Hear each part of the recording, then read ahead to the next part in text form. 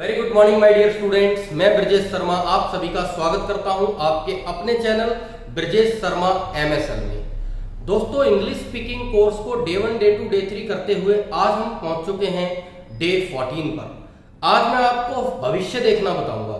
अरे नहीं, भविष्य देखना नहीं, भविष्य के सेंटेंसेस कैसे बनते हैं ये हम आज सीखेंगे।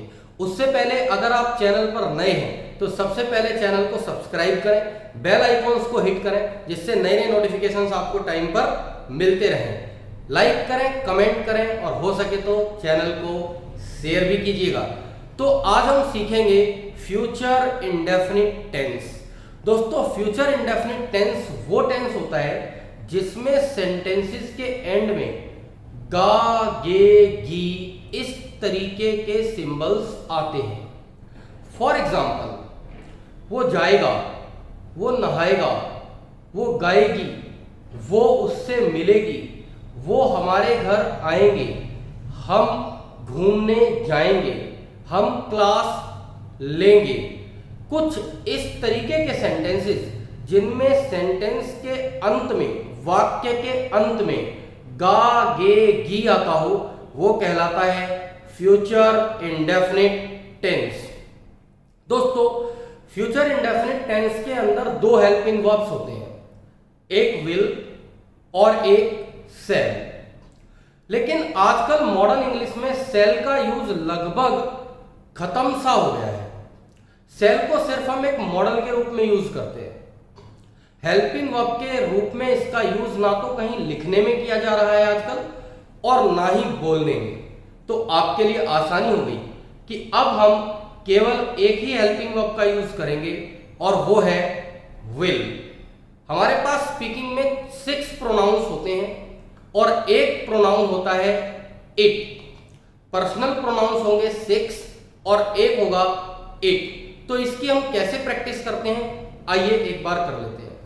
आई के साथ विल आता है, आई के साथ विल, यू के साथ विल, दे के साथ विल, वी के साथ विल, ही के साथ विल, सी के साथ विल और इट के साथ भी विल। जब मैं इट बोलता हूं तो इस तरह का एक्शन ये बताता है कि हम नेचर से रिलेटेड जितने सेंटेंसेस हैं उन सभी में इट का यूज करेंगे। और अगर कभी नॉन लिविंग थिंग्स यानी किसी निर्जीव वस्तु के लिए यह शब्द का प्रयोग करना होगा तो हम उसके लिए भी इट का प्रयोग करेंगे। जैसे इट इज अ बोर्ड,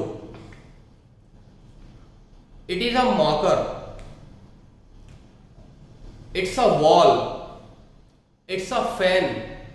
निर्जीव चीजों के लिए भी हम किसका यूज करेंगे, इट का। और नेचर से रिलेटेड सेंटेंसेस के लिए भी हम किसका यूज करेंगे, इट का।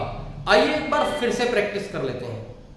आई will, you will, they will, we will, he will, she will, it will. तो आपने देखा कि सभी के साथ केवल विल का प्रयोग किया जाता है। दोस्तों, इसका इंग्लिश का रूल बड़ा ही आसान है, will plus first form of the verb. बस इतनी सी बात याद रख लो कि विल के साथ हम हमेशा first form of the verb use करेंगे।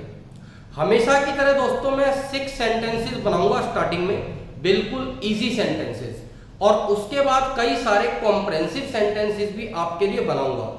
वीडियो को अंत तक जरूर देखा करें क्योंकि स्टार्टिंग में सिंपल सेंटेंसेस बनाने के बाद मैं हमेशा थोड़े एडवांस सेंटेंसेस बनाता हूं जिससे आपका ग्रिप लेसन पर अच्छे से हो सके। तो आइए स्टार्ट करते हैं।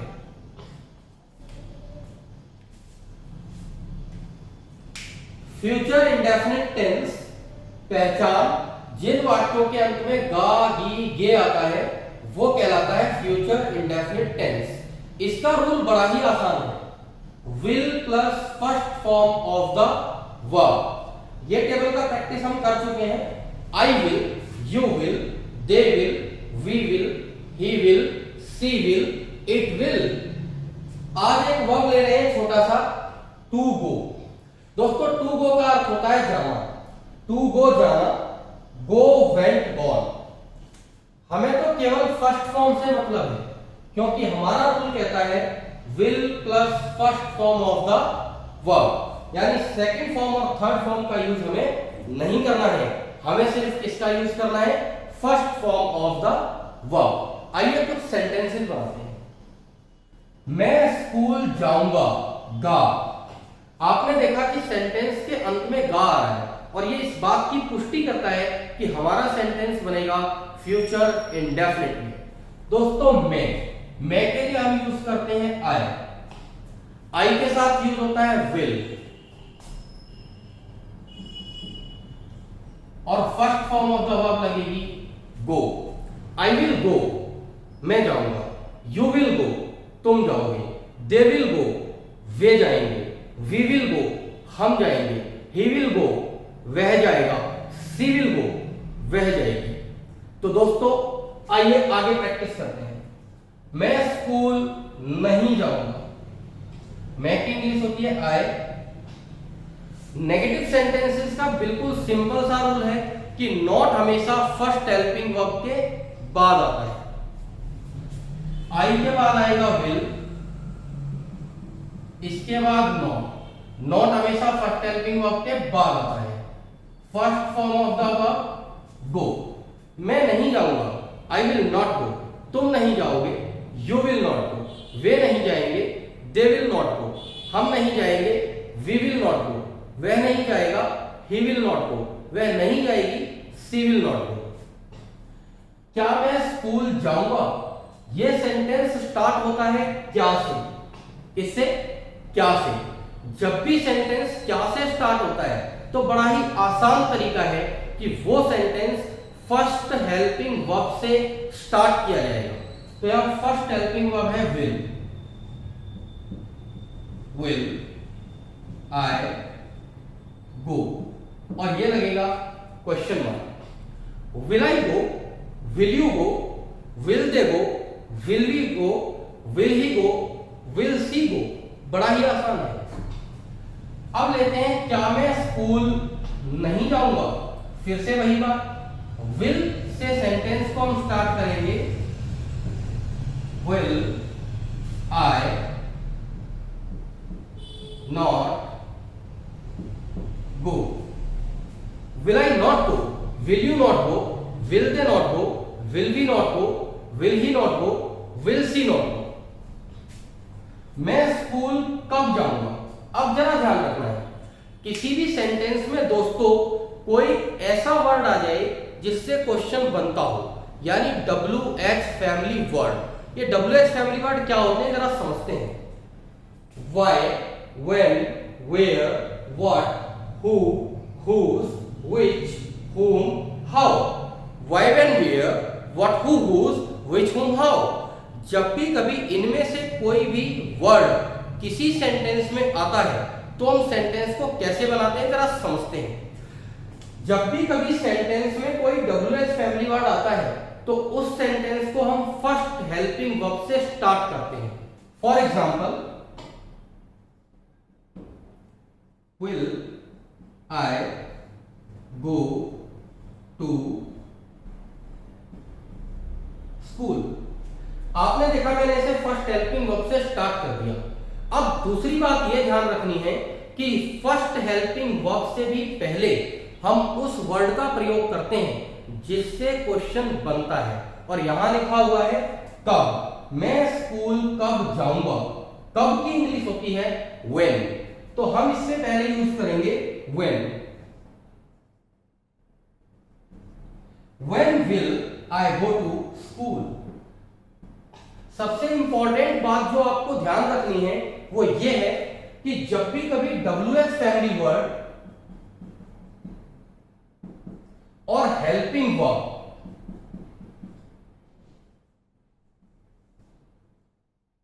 ये दोनों साथ साथ आते हैं तो इससे पता लगता है कि आपका इंट्रोगेटिव सेंटेंस एकदम करेक्ट है। अगला है मैं स्कूल क्यों नहीं जाऊंगा। अब लॉकडाउन चल रहा है, एक बच्चा कह रहा है भाई मेरे को स्कूल जाना है, मेरे को स्कूल जाना है, पापा कह रहे हैं नहीं जाना है, तो बच्चा कहता है मैं स्कूल क्यों नहीं जाऊंगा।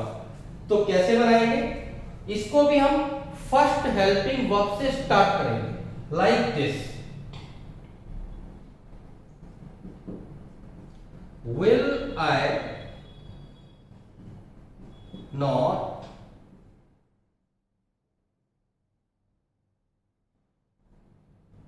गो टू स्कूल।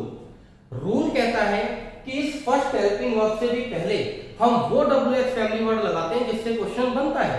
यहां बन रहा है क्यों, और क्यों की इंग्लिश होती है why, तो इससे भी पहले हम यूज करेंगे why। तो सेंटेंस बनता है मैं स्कूल क्यों नहीं जाऊंगा, why will I not go to school। आप देख रहे हैं कि WH फैमिली वर्ड और हेल्पिंग वर्ब दोनों साथ साथ हैं, हम साथ साथ हैं, तो इसका मतलब है कि सेंटेंस करेक्ट है। अब हम कुछ एडवांस सेंटेंसेस लेंगे, तो देखते हैं उन सेंटेंसेस। इस सेंटेंस को देखते हैं, मैं आज होटल में ठहरूंगा। हम कई बार कहीं जाते हैं तो भाई कहां ठहरोगे, मैं आज होटल में ठहरूंगा। तो इस तरह का सेंटेंस जब हम बनाएंगे तो आप देख रहे हैं गा गे गी पर सेंटेंस खत्म होता है, तो फ्यूचर इंडेफिनिट। और किस तरीके से बनाएंगे, आई के साथ will, I will stay in hotel today. Today मतलब आज। मैं यहां पर वर्ब लिख देता हूं डायरेक्ट में, जिससे कि आप खुद भी सेंटेंसेस बनाने की प्रैक्टिस कर सकें। अगला सेंटेंस देखते हैं, तुम बच्चों की देखभाल करोगी। तुम बच्चों की देखभाल करोगी। देखभाल करने की वर्ब होती है to look after. You will look after the children. वे लड़ाई नहीं करेंगे, वे लड़ाई नहीं करेंगे। कई बार हम बोलते हैं यार उनसे बड़ी कहा सुनी हो गई, क्या पता वो लड़ाई करते हैं। वो लड़ाई नहीं करेंगे, उनके बस की नहीं लड़ाई करना, वे लड़ाई नहीं करेंगे। They will not fight. हम मेले में नहीं जाएंगे। मेले में कहां से जाएंगे, कोरोना चल रहा है, मेले लगेंगे ही नहीं इस बार। अभी दिवाली आने वाली है, मुझे नहीं लगता मेले लगेंगे, है ना। तो हम मेले में नहीं जाएंगे। We will not go to fair. क्या आप चाय लेंगे या पिएंगे। कई बार कोई रिश्तेदार घर पे आता है, हम पूछते हैं क्या आप चाय लेंगे, बताओ भाई लेंगे क्या, क्या आप चाय पिएंगे। तो इस तरीके से जब हम पूछते हैं तो हम बोलेंगे विल यू टेक टी। ध्यान रखने की बात यह है दोस्तों, नॉट हमेशा फर्स्ट हेल्पिंग वर्ब के बाद आता है। क्या वाले सेंटेंसेस में फर्स्ट हेल्पिंग वर्ब बाहर आ जाता है, फर्स्ट हेल्पिंग वर्ब से ही सेंटेंस स्टार्ट होता है। क्या आज बारिश होगी, अब ध्यान देना, ये नेचर का सेंटेंस है। बारिश पड़ना, ओले पड़ना, हवा चलना, धुंध होना, ये सारे सेंटेंस होते हैं नेचर के, और इनमें हम यूज करते हैं इट। अब क्योंकि सेंटेंस स्टार्ट हो रहा है क्या से, तो फर्स्ट हेल्पिंग वर्ब है विल।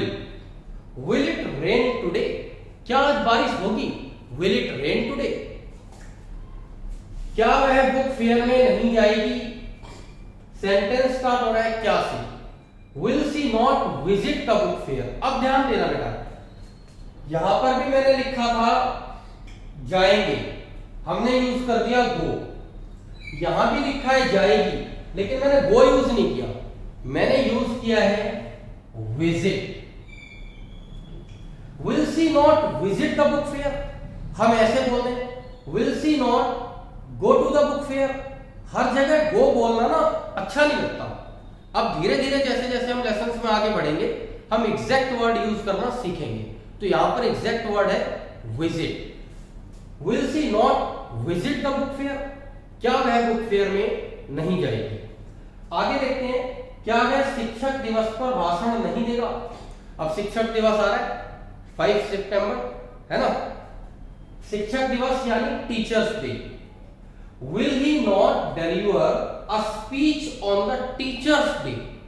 अब यहां देगा के लिए गिव नहीं लगा सकते, स्पीच देने के लिए हम यूज करते हैं डिलीवर। हम चाइना से बदला कैसे लेंगे, सेंटेंस है हम चाइना से बदला कैसे लेंगे। सबसे पहले आएगा WH फैमिली वर्ड हाउ, उसके साथ आएगा helping verb will. How will we take revenge from China. बदला लेने की इंग्लिश होती है take revenge, to take revenge. अब एक चीज का ध्यान देना दोस्तों, एक जनरल मैसेज में देना चाहता हूं, हम चाइना से बदला कैसे लेंगे। How will we take revenge from China.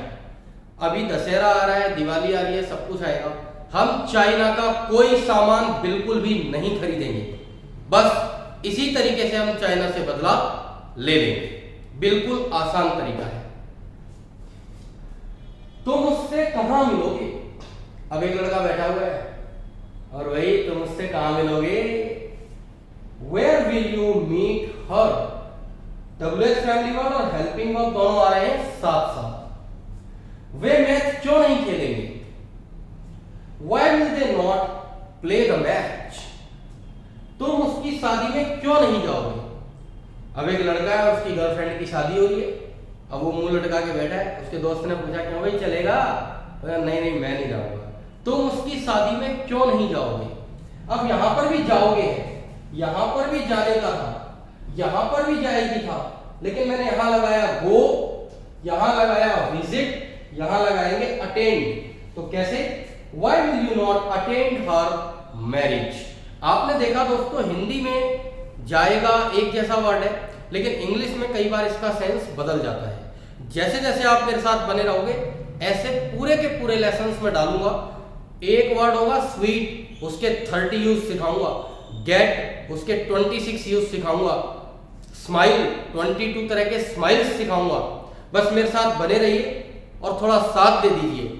Run के भी 30 यूजेस आपको सिखाऊंगा। तो दोस्तों बने रहिए मेरे साथ।